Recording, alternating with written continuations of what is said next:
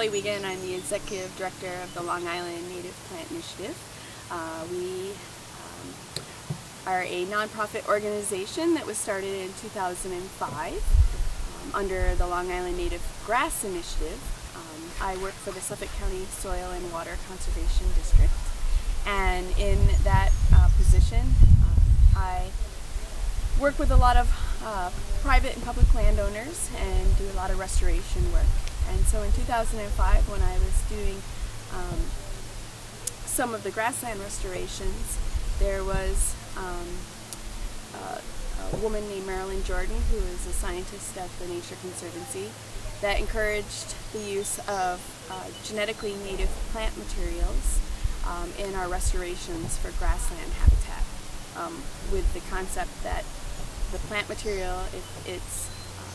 locally existing on Long Island, it's surviving and thriving in our natural landscape with the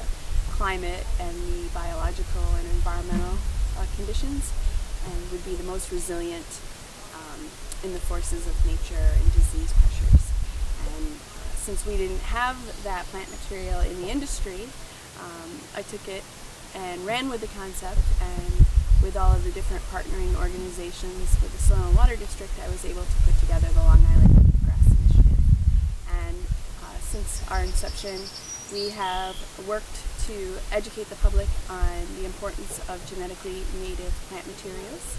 We work with the industry to diversify their supply of genetically native plant materials so that there's a supply of them. The public aspect is very important to ensure that there's a demand for those materials that the nursery industry is producing. And then we also go out and collect the seed, which is the initial effort, from our natural lands, so that we have the plant materials in order to do the propagation with. So it's a threefold effort, and we've been successful in producing a commercial source of genetically certified, which is called certified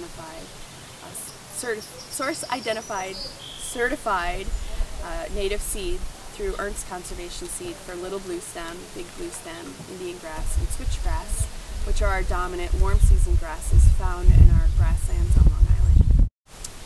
Glenwood Arts contacted me as being interested in involving more ecological restoration and landscaping and education in their community.